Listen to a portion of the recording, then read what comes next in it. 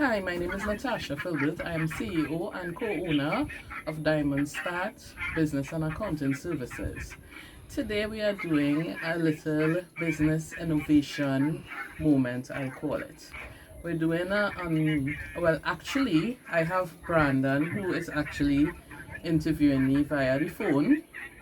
Brandon, Hi, good day. My name is Brandon Guyton, co-owner of CNB Realtors.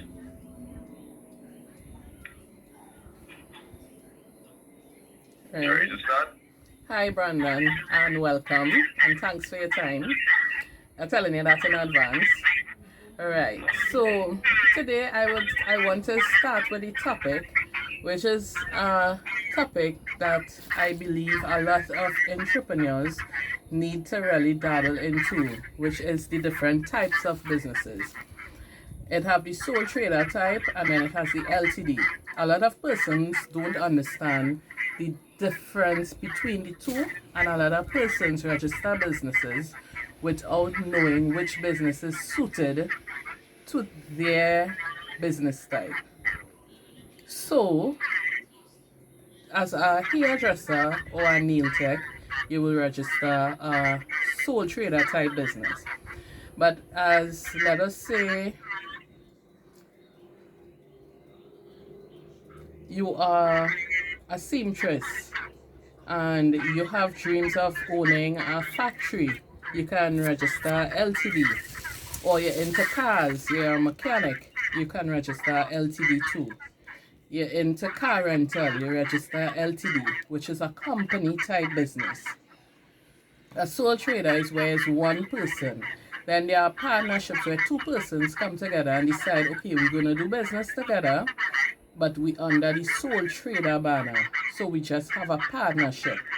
It's the same course, it's the same standing. However, with a LTD, the liability is removed from the liability is removed from the business owners or the directors to the business. So the business is responsible for itself. So even in terms of paying taxes, the business pays its own taxes. It's not going to be the person paying taxes, but it's going to be the business.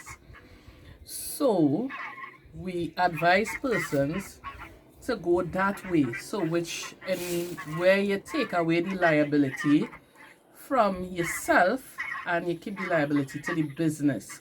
So let's say a business goes bankrupt, nobody's going to be looking for you because the business goes bankrupt. Okay, you go to the bank, you let them know the business go bankrupt, you no longer have any money, you file bankruptcy and you start again. Do you have any questions so far for me, Brandon? Okay, so you would have somewhat um, covered most of my questions, but we still have a couple of questions. So we'll be moving forward now. Okay, so since we're on the topic of LTD and sole trader, right? Mm-hmm. How important is the secretary in either the LTD or the sole trader, and is the secretary important for a sole trader? Okay, that's a very good question. The secretary is not really needed as part of the development of a sole trader type business, because as a sole trader type business, it's just you alone. So it's not required legally. But with the LTD, it is required because with the LTD, you need to have a secretary to make decisions. So you actually registers a LTD and as part of your incorporation documents. So there's actually a form stating this form is for the registration of your secretary. You need to have a secretary. The secretary is the person that basically runs the company. So this person is more or less responsible for the signing of all documents and the authorizing of all documents. In some cases, your secretary can close down your business without you even knowing. Does that answer you, Brandon? Yes, it does. Okay, we'll move on to the next question. Mm-hmm. With a sole trader, right? Are the taxes heavier, or is it okay? So, is it better to do a sole trader, or is it better to do a LTD?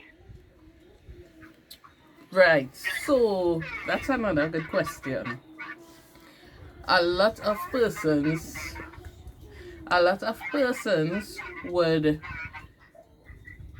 opt for staying sole trader because the taxes doesn't really be as heavy because you don't have to pay like the green fund levy, like that type of thing. But however, it is better to go as a to pay your taxes for LTD because the taxes would be on the business name. So let us just say the business run into some kind of financial problems. At least as a LTD, if you miss a year or you miss 2 years in paying your taxes, you could say, okay, we didn't make no money, we done there, we changed the business name and we move on. However, with a sole trader, you cannot do that. You will always be owing inland revenue. As a sole trader, the taxes is on your name, so it's labeled to you. You can't rename yourself. So which means this is always going to follow you until such time you pay this bill. With a LTD, you just change your business name, you file bankruptcy and you move on with a new name.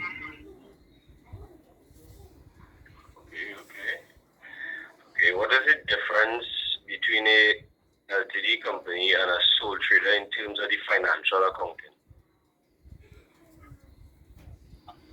Okay, so the sole trader type business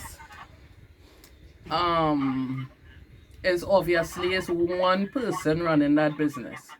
So it's obviously going to be a small business. So from even if you're going to the bank, from the time you hear sole trader, you're thinking mediocre.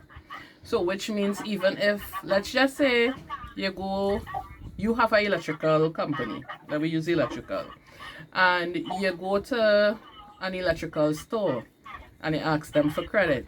When they see sole trader, they might say, okay, all we could give you is 10,000. But when they see LTD, they're going to say, okay, we could give you 40, 50,000 because from the time they see LTD, they know, okay, this is a company, the liability is different.